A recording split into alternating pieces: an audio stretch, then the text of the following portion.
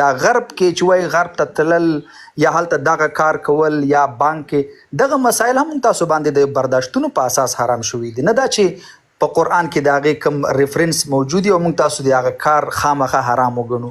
یا مثلا د ځواک صاحب په بحثونو کې کله نه کله وایي چې یاره دا غرب کې زموږ اوسېدل هم حرام دي. نه دي حرام. قرآن واضح ویلی دی چې لویه دنیا ده، مونږ د یو انسان په حیث په هر ګوټ کې ژوند کولی شو. ګوره ایمان دپاره یا د مسلمانۍ دپاره یوه کرایټیریا ده، او هغه کرایټیریا کې اوله خبره د خپلواکي ده چې یو انسان باید خپلواک وي، چې هر چیرته دی په خپلواکۍ باندې ژوند کولی شي، د باندې به د ایمان او د اسلام دا خبره تطبیق کیږي. که کوم ځای کې چا باندې د زور خبره مطرح شوه، هغه د هغه ایمان بیا څنګه صحیح دی. لکه مثلا موږ تاسو یو څوک امتحان ته کوالیفای کوو، نو هغه به څنګه کوالیفای کوو؟ هغه ته خو باید شرایط وي که نه. موږ تاسو چې د دوزخ او د جنت خبره ته هم کله ځو، موږ تاسو باید کوالیفای شو. هغې کې مهمه کوالیفیکیشن چې د هغه د یو انسان خپلواکي ده. نو کله چې یو انسان الله تعالی خپلواک خلق کړی دی، نو هغه که په غرب کې ژوند کوي، هغه که په افغانستان کې ژوند کوي، هغه که په ایران کې ژوند کوي، چا ته ویل چې دا شی حرام دی؟ او د حرامو او د حلالو عنصر هر چیرته شته. ته که په غرب کې ژوند کوي، ستا لپاره د حلالو او د حرامو عنصر واضح ده. ته د یو خپلواک انسان په توګه تا ته معلومیږي چې دا شی حلال دی، دا کوم، دا شی حرام دی، دا نه کوم. نو دا مونږ تاسو باید د دې خلکو تر تاثیر لاندې رانشو. زیږم ځکه زه کار لرم دلته چې کوم ملګري زموږ دي دا په دې غربي نړۍ کې، موږ چې کله پاسپورټ اخلو دلته دغه هیوادونو کله چې سیټیزن کیږو، دوی موږ راغواړي هلته په هغه سټیج باندې تاته چې پاسپورټ په لاس درکوي، د هغه نه مخکې تاته وایي چې که مسلمان یې او که کریسچن یې، که هر مذهب او پر شي باندې چې ته باور لري، تاته وایي چې قسم واخله. او هغه قسم کې هم د دې شي یادونه کیږي چې د دغه هیواد د ارزښتونو، د دغه هیواد د جغرافیې، د دغه هیواد د ارضي تمامیت، د هر شي نه به ته دفاع کوې. فکر وکړه چې دغه اوس موږ په امریکا کې یو، زه او ته، دغه سبا افغانستان او د امریکا افغانستان خو پرېږدی، یو بل اسلامي هیواد سره زموږ او ستاسو جګړه کیږي. ته په کوم حق باندې دلته راپاڅېږي د دې امریکا خلاف ته جګړه کوي؟ الان کې چې د یو اسلامي هیواد سره د جنګ ته مجبور مکلف یې چې دلته دې قسم خوړلی او هلته د تا اسلام دی وروره ټارګټ دی او هغه سره جګړه ته څه کوي؟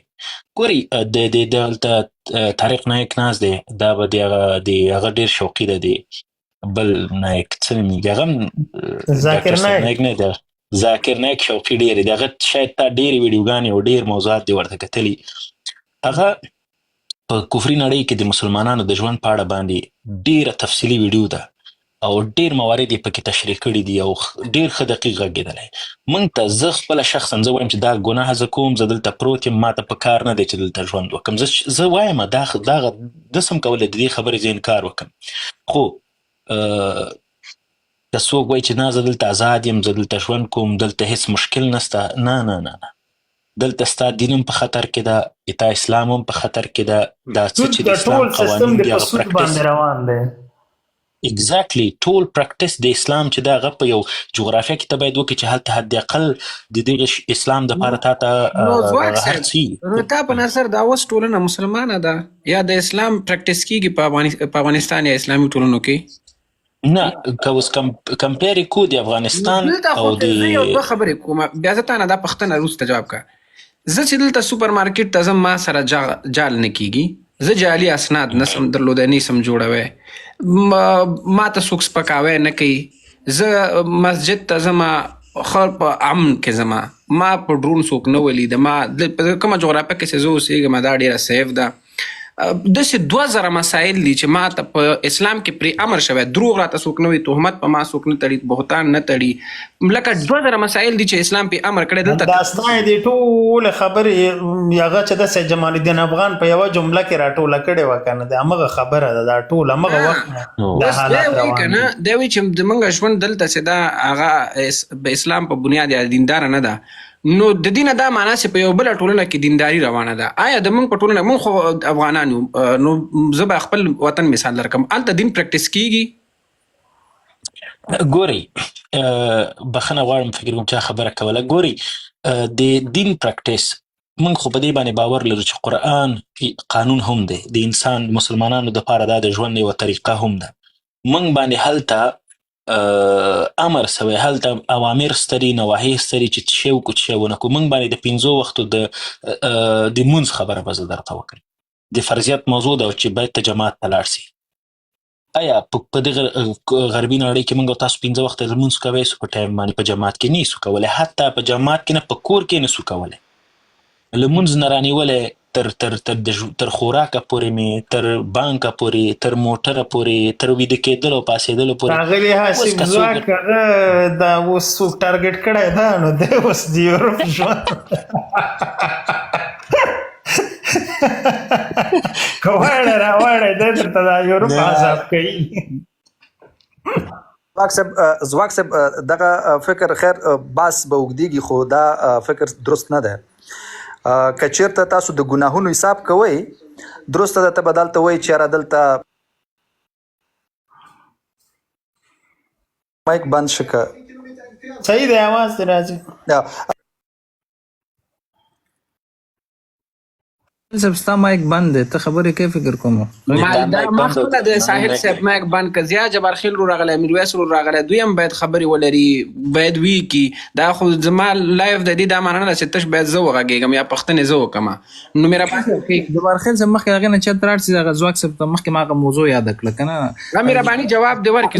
زه فقط هغه یو پوینټ مې نیولی چې بیا معنی نه شي. ځواک صاحب ستا خبره سمه ده چې په جمهوریت کې هر څوک کولی شي خپلې موخې ځان ته وټاکي لاړ شي، خو په هېواد کې چې کوم نافظه قانون د هغې له مخې به ځي، اساسي قانون له مخې به دوی فعالیتونه کوي. نو اساسي قانون هېڅکله په جمهوري دولتونو کې هم چاته اجازه نه ورکوي چې د هغوی د هېواد د ماتولو لپاره کار وکړي.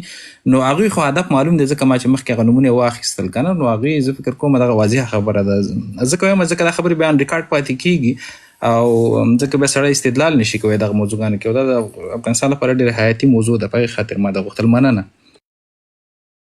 سلامونه ټول دوستان، اجازه ده ځواک د اساسي قانون له مخې به دوی فعالیتونه کوي.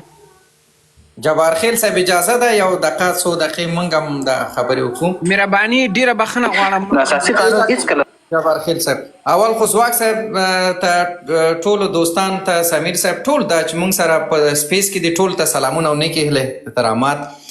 موږ په ننګرهار کې یو متل درلوده چې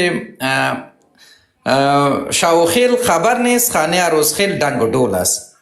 نو وروره دا خو داسې ولاکه دومره قصه وي چې وروره نوره وطن کې نوره کیسې نشته، او دا اوس دوی خلکو موسیقي پسې او امرخیل صاحب پسې راغستی.